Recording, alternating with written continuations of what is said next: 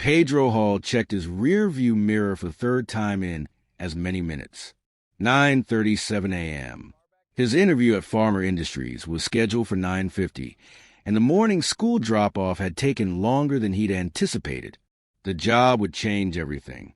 Triple his current salary as a struggling freelance tech consultant, provide stability for himself and his son, Francis. Maybe even let them move out of the cramped one-bedroom apartment they'd been sharing since his wife passed. He was cutting it close, but he'd make it. He had to. Before we continue, please tell us where in the world you are tuning in from. We love seeing how far our stories travel. That's when Francis saw her fall. Francis shouted from the back seat that a woman had fallen on the sidewalk. Pedro looked and saw that she had hit the ground hard. Her briefcase had broken open, and papers were scattering everywhere, some already blowing into the street near the wheels of a delivery truck. Pedro's mind immediately began calculating the cost of stopping. He was already late. The interview was 13 minutes. The office was still 7 minutes away, according to his GPS. If he stopped now, he would miss his chance entirely. This wasn't just any job. This was a job that would pull him out of poverty. The job that would give Francis a Real bedroom instead of a corner of their studio with a curtain divider. The job that would mean health insurance and groceries without checking his bank account first. But Francis was watching him. His 6-year-old son was watching to see what his father would do when someone needed help. Pedro made his decision. He pulled over to the curb, and in that moment, he accepted that he was probably throwing away their future. But he couldn't teach his son that success meant ignoring people in pain. He couldn't show Francis that money mattered more than compassion. The woman on the ground was in her mid-30s with long, dark hair. She was clearly in pain, clutching her ankle and grimacing. Pedro got out of the car and told Francis to stay put. He approached the woman and asked if she was okay. She said her ankle hurt badly, and she thought she might have twisted it. She was embarrassed and tried to wave him off, insisting she was fine, but Pedro could see she wasn't. Pedro told her he had some medical training for his time in the army and asked if he could take a look. She hesitated but agreed. He knelt beside her and gently examined her ankle. It was already beginning to swell. He told her it looked like a bad sprain and that she shouldn't put weight on it. She needed ice and elevation as soon as possible. The woman, her name was Becky, she told him, looked worried. She had an important meeting and couldn't afford to be late. Pedro understood that feeling all too well. He was throwing away his own important meeting to help her with hers. The irony wasn't lost on him. Pedro went back to his car and pulled out the first aid kit he kept in the trunk. It wasn't much, but it had an elastic bandage. Francis had unbuckled himself and was standing by the car, watching everything with wide eyes. Pedro told his son to help by collecting the papers that had fallen from the woman's briefcase before they blew away completely. Francis took the job seriously. He chased down papers and carefully stacked them, guarding them from the wind like they were treasure. Pedro noticed how proud his son looked to be helping. That look alone made the sacrifice worth it. Pedro wrapped Becky's ankle carefully, explaining what he was doing as he worked. He told her the bandage would provide compression and support, but she really needed to see a doctor. She thanked him repeatedly, clearly moved by his kindness.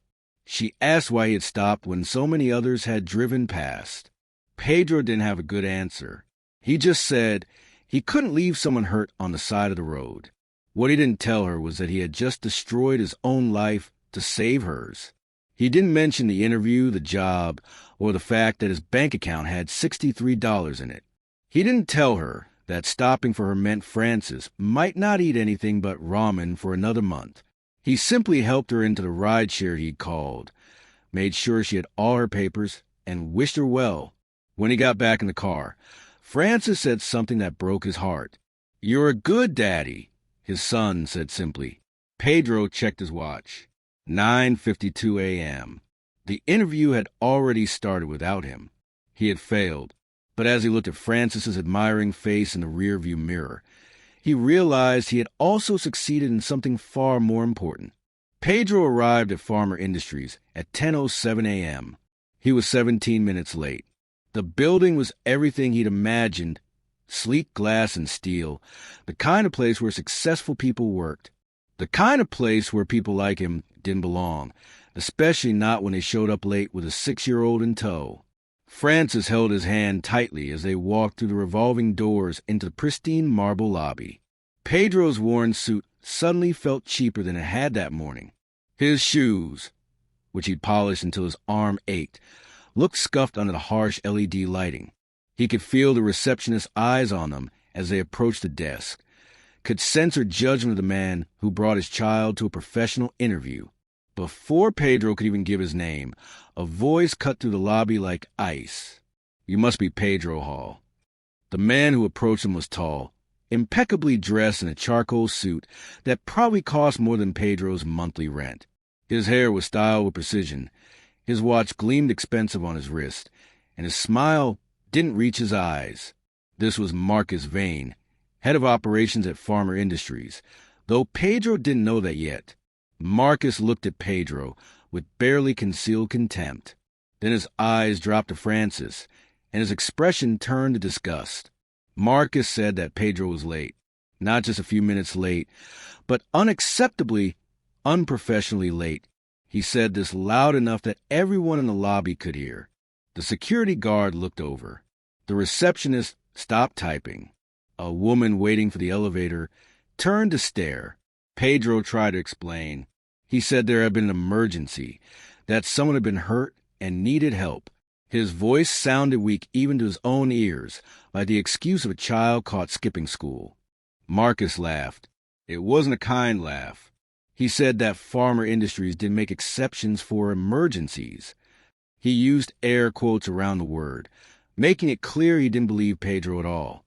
He said that punctuality was the bare minimum of professionalism, and if Pedro couldn't even manage that, what did it say about his work ethic? Then Marcus turned his attention to Francis. He asked Pedro if he seriously thought it was appropriate to bring a child to a job interview. He said that this was a corporate environment, not a daycare. He suggested that Pedro's judgment was clearly questionable if he thought this was acceptable behavior. Francis squeezed Pedro's hand harder.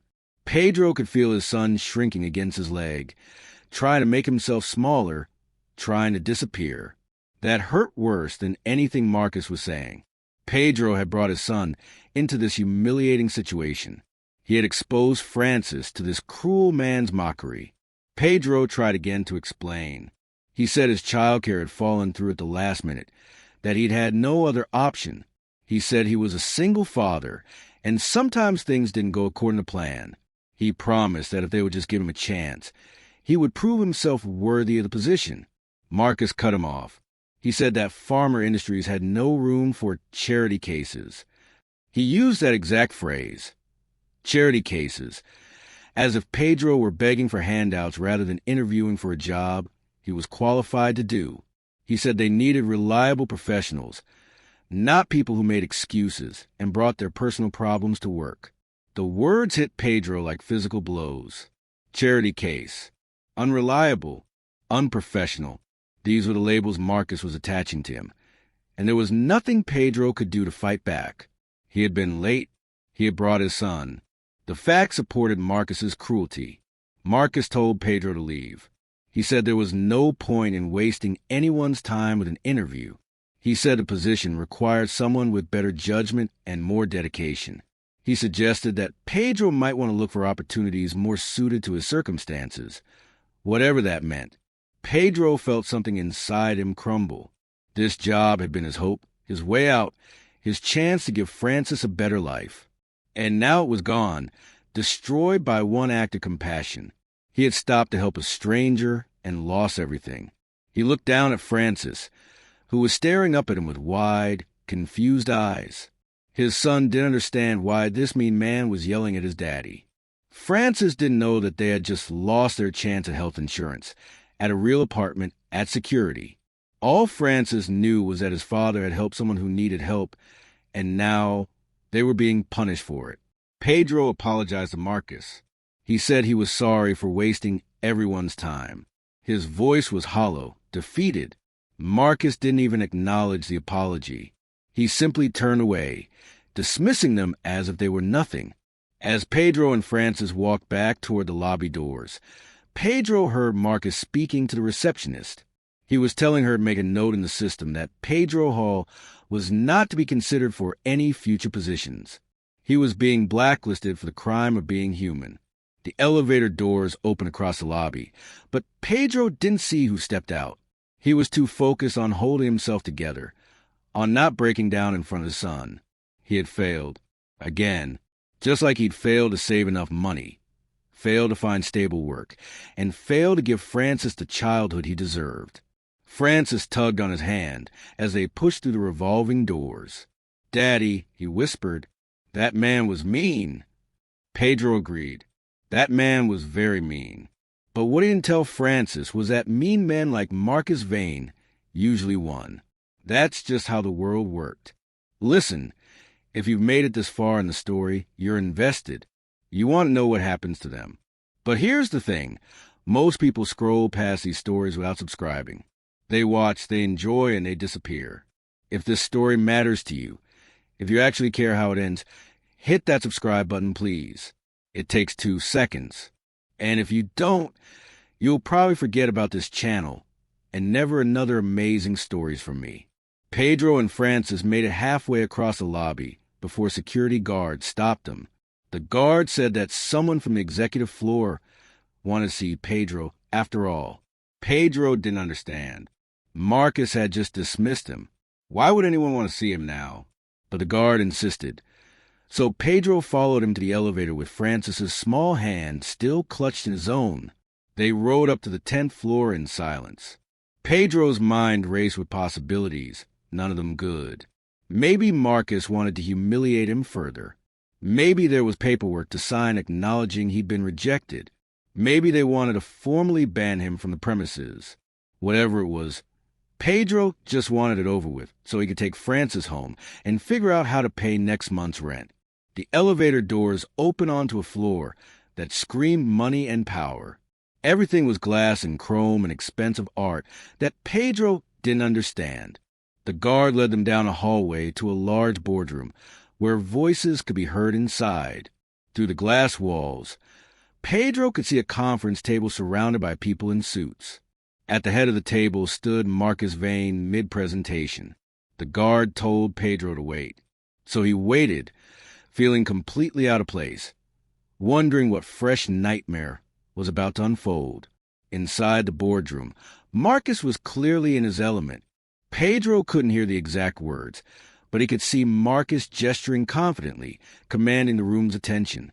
On the wall behind him was a presentation about operational efficiency and cost reduction strategies. Marcus pointed to charts and graphs that meant nothing to Pedro from this distance. Then Marcus did something that made Pedro's blood run cold. He pointed directly at Pedro through the glass wall. Pedro saw Marcus's mouth moving, saw him gesturing toward Pedro and Francis with what looked like contempt. The board members turned to look. Pedro felt like an exhibit in a zoo, something to be examined and judged. He realized with sick certainty that Marcus was using him as an example of something, probably everything wrong with the current hiring practices, probably as proof that the company needed to be more selective, more ruthless. Francis pressed closer to Pedro's leg. His son could feel the hostility, even if he didn't understand it. Then the boardroom door swung open. A woman entered the room on crutches. She was limping badly, clearly in pain, but she moved with determination and authority. She wore a red wrap top and black skirt, and her ankle was wrapped in a white bandage. Pedro's heart stopped. It was Becky, the woman from the street. But this wasn't the helpless, embarrassed woman he'd helped on the sidewalk. This woman commanded immediate attention. Every person in that boardroom turned toward her. Marcus's presentation stopped mid-sentence. The atmosphere in the room changed completely. Someone, Pedro couldn't hear who, addressed her as Miss Farmer. The realization hit Pedro like a truck. Becky wasn't just anyone. She was Becky Farmer, as in Farmer Industries, as the CEO of the entire company, the woman he'd helped on the street, The stranger he'd sacrificed his interview for was the most powerful person in this building. Pedro watched through the glass as Becky looked directly at Marcus. Her expression was cold, professional, and utterly in control despite the crutches. She said something to Marcus that made him go pale. His confident posture collapsed. His hands fell to his sides. Then Becky turned her gaze toward the glass wall. She looked right at Pedro, and her cold expression transformed into something warm. She smiled, not a polite business smile, but a genuine smile of recognition and gratitude. She said something to the room, and suddenly, people were looking at Pedro differently, not with judgment or contempt, but with curiosity and interest. She gestured toward the door, clearly asking for Pedro to be brought in. The guard opened the boardroom door and motioned for Pedro to enter. Pedro's legs felt numb as he walked in, Francis still clinging to his hand. The room was massive. The table alone probably cost more than every piece of furniture Pedro had ever owned combined. The people sitting around it were clearly the company's leadership, executives, board members, people who made decisions that affected thousands of lives. Becky spoke first. She told the room that this was Pedro Hall, the man who had stopped his car to help her when she fell on 5th Street that morning. She said that while she was lying on the sidewalk in pain, embarrassed, and hurt, Pedro had gotten out of his car to help her. She said he had used his medical training to wrap her ankle properly, that he had been kind and professional, and that his young son had helped collect her scattered papers. Then she turned to Marcus with an expression that could freeze fire. She asked Marcus a question that made everyone in the room shift uncomfortably. She asked if Marcus had seen her fall. She said she remembered seeing his distinctive silver Mercedes drive right past while she was on the ground. Marcus stammered. He tried to explain. He said he'd been running late to this very meeting, that he wasn't sure what he'd seen, that he thought someone else would help. His excuses sounded hollow and pathetic, especially compared to what Pedro had done.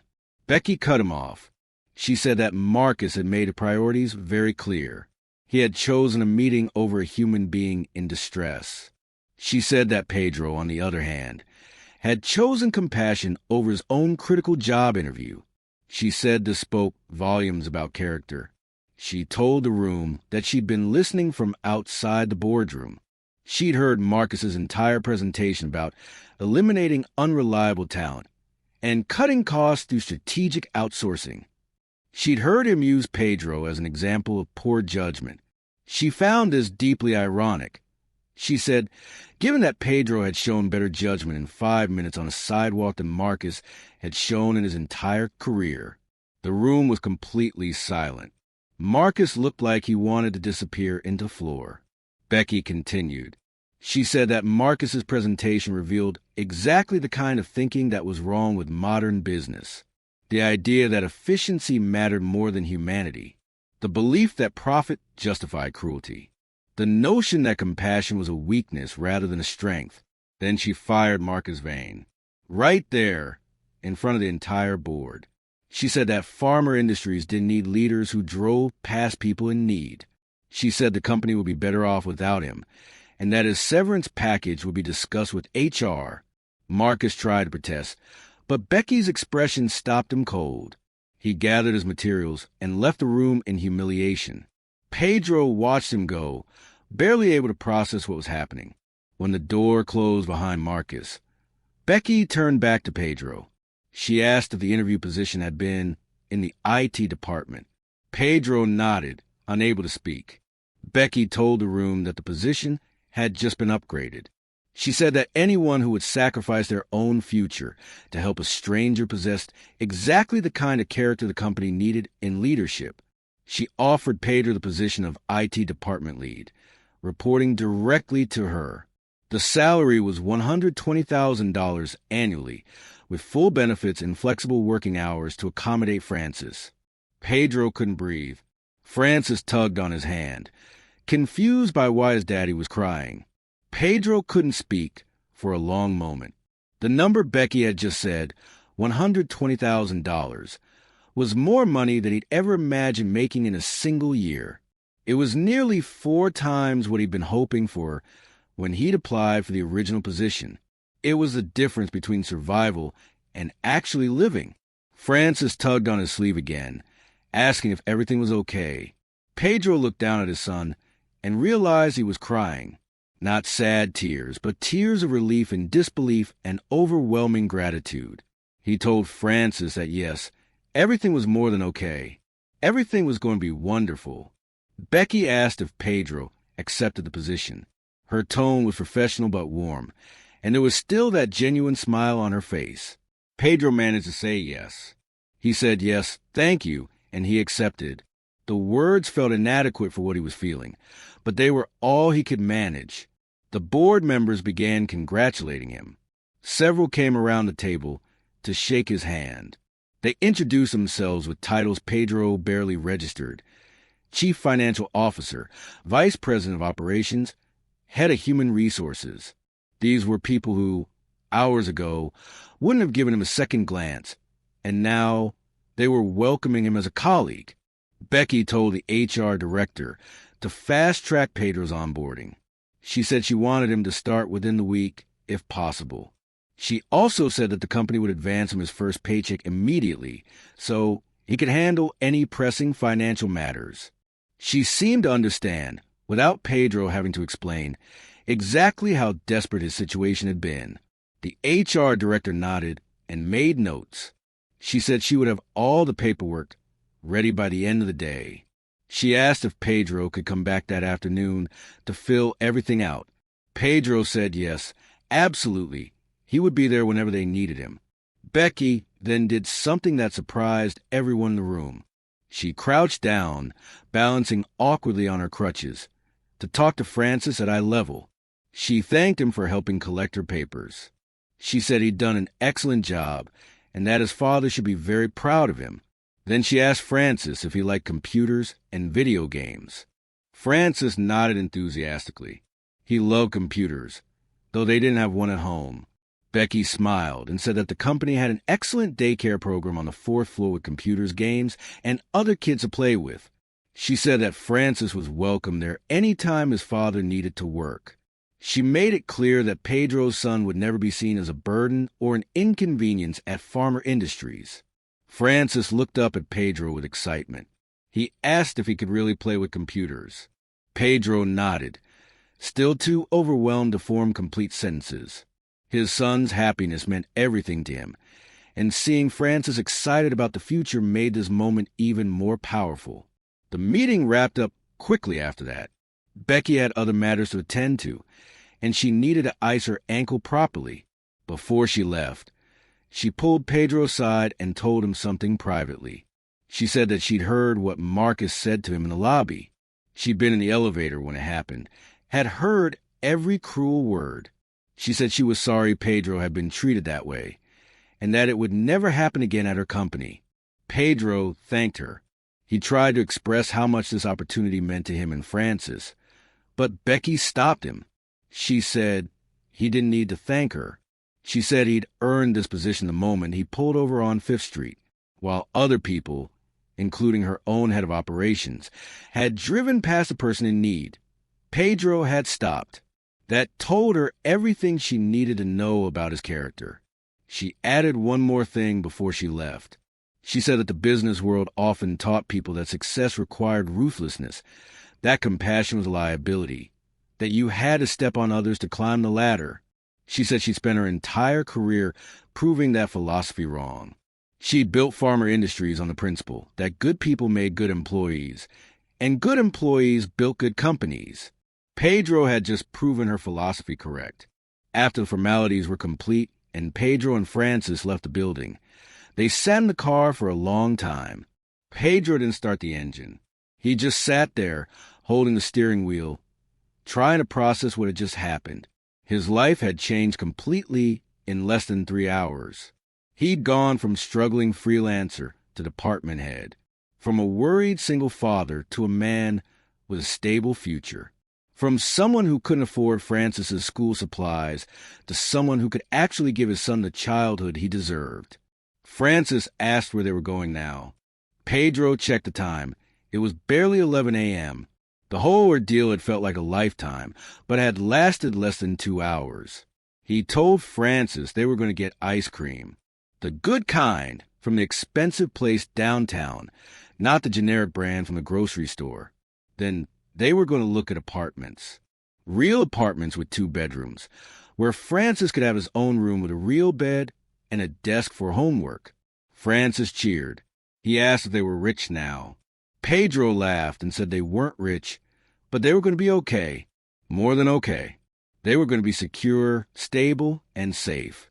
As Pedro finally started the car, he glanced in the rearview mirror at his son. Francis was playing with his toy car again, humming happily, completely unaware of how close they had come to disaster. But Pedro knew. He knew that one choice, one moment of compassion, had saved not just Becky Farmer's ankle, but his and Francis's entire future. More importantly, he'd shown his son something invaluable. He'd shown Francis that doing the right thing mattered, even when it cost you something, especially when it cost you something. He'd shown his son that people were more important than appointments, that kindness was more valuable than punctuality, that character mattered more than convenience. 3 months later, Pedro and Francis moved into a 2-bedroom apartment in a safe neighborhood with good schools. Francis's room had a real bed, a desk, bookshelves, and even a small computer that Pedro had bought with his first paycheck.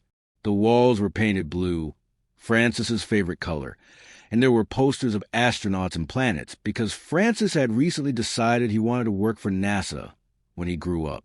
Pedro had thrived in his new position. His team respected him. His ideas were valued, and Becky had praised his leadership style multiple times. He'd even been able to save money, actual savings in an account that was growing instead of shrinking. But the best part wasn't the money or the apartment or the job security. The best part was that Francis still talked about the day they helped Daddy's boss on the sidewalk.